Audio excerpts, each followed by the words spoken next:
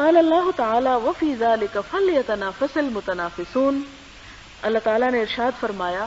اس کے لیے سبقت لے جانے کی کوشش کریں سبقت لے جانے والے، یعنی آخرت کے بارے میں کیا کریں کہ جو آگے بڑھنا چاہتے ہیں وہ اس بارے میں خوب آگے بڑھیں۔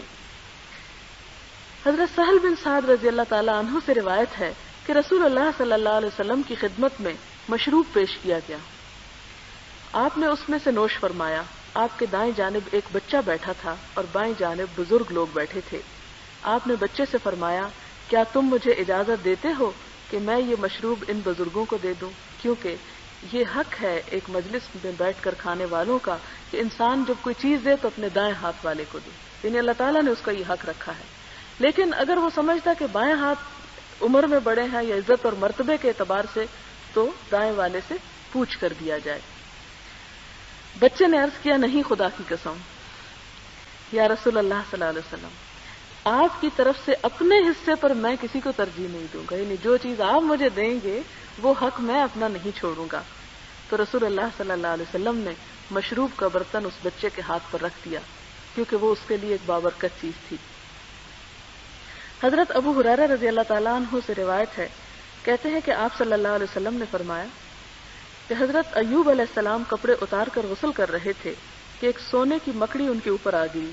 حضرت ایوب علیہ السلام مکڑی کو اپنے کپڑے میں بند کرنے کی کوشش کر رہے تھے کہ بارگاہ خداوندی سے ندا آئی، اے ایوب کیا ہم نے تم کو ان چیزوں سے بے پرواہ نہیں کر دیا جو تم دیکھ رہے ہو؟ عرض کی ہاں، آپ کے عزت و جلال کی قسم، لیکن پروردگار میں تیری برکت سے بے نیاز نہیں ہو سکتا، یعنی ایک چیز جو تو مجھے بھیجے اس سے میں کیسے بے نیاز ہو جاؤں۔ یہی وجہ ہے کہ ایک مرتبہ حضور صلی اللہ علیہ وسلم نے کچھ چیزیں تقسیم کی۔ آپ کا طریقہ کار یہ ہوتا تھا کہ جب بھی باہر سے کوئی چیز آتی تھی، آپ جو بھی آپ کے صحابہ کرام تھے یا عزیز دوست تھے ان میں سب کو برابر برابر تقسیم کر دیتے۔ پھر اسی طرح مال غنیمت بھی اپنے اپنے حق کے مطابق آپ صلی اللہ علیہ وسلم تقسیم کر دیتے تھے۔ ایک دفعہ اسی طرح کچھ چیزیں آئیں اور حضور صلی اللہ علیہ وسلم نے حضرت عمر کو حصہ بھیجا، تو حضرت عمر نے لینے سے انکار کر دیا اور کہا کہ نہیں اللہ کے رسول صلی اللہ علیہ وسلم میں نہیں لیتا، آپ مجھ سے زیادہ کسی اور ضرورت مند کو دے دیں۔ تو اس پر آپ صلی اللہ علیہ وسلم نے فرمایا کہ ما جاءک من غیر مسئلۃ، کہ تمہارے پاس سوال کیے بغیر جو چیز ہاتھ آتی ہے اس سے انکار نہ کرو، فخذہ وتمولہ، اسے لے لو اور اسے اپنا مال سمجھو۔ یعنی سوال کرنے کو برا سمجھا گیا، لیکن اگر بغیر سوال کے اللہ تعالیٰ کی طرف سے کوئی نعمت آئی تو اس سے انسان بے نیازی نہ برتے یا اسے حقیر نہ سمجھے یا اس کے بارے میں تکبر نہ کرے۔ پھر ایسا ہی حضرت عمر کے ساتھ ہوا کہ ایک مرتبہ آپ کوئی چیز تقسیم کر رہے تھے تو آپ کے کسی ساتھی نے اسے لینے سے انکار کیا کہ آپ مجھے نہ دیں کسی اور کو دے دیں، تو اس پر آپ نے یہی واقعہ سنایا کہ ایک دفعہ میں نے حضور صلی اللہ علیہ وسلم کے ساتھ یہی معاملہ کیا تھا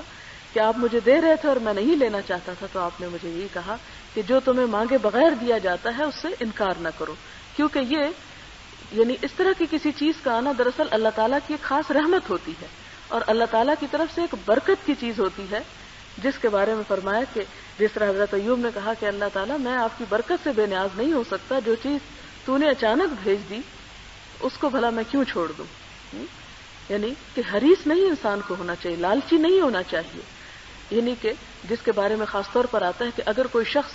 مالدار ہونے کے لیے سوال کرتا ہے تو وہ اپنے لیے دراصل جہنم کے انگارے سمیٹ رہا ہے۔ اور سوال کرنے والے اور بھیک مانگنے والے کے بارے میں تو آپ مختلف احادیث جو ہیں وہ پڑھ ہی چکے ہیں کہ قیامت کے دن ان کا چہرہ جو ہے وہ اپنے ہی یعنی پیتل کے ناخن ہوں گے، اپنے ہی چہرے کو خود نوچ رہے ہوں گے اور ان کی شکل بدترین شکل ہوگی قیامت کے دن۔ لیکن اللہ تعالیٰ اگر کوئی غائبانہ طور پر کوئی مدد کرتے ہیں تو اس چیز کو انسان اپنے حق میں اللہ کی رحمت سمجھے اور اس سے انکار نہ کرے۔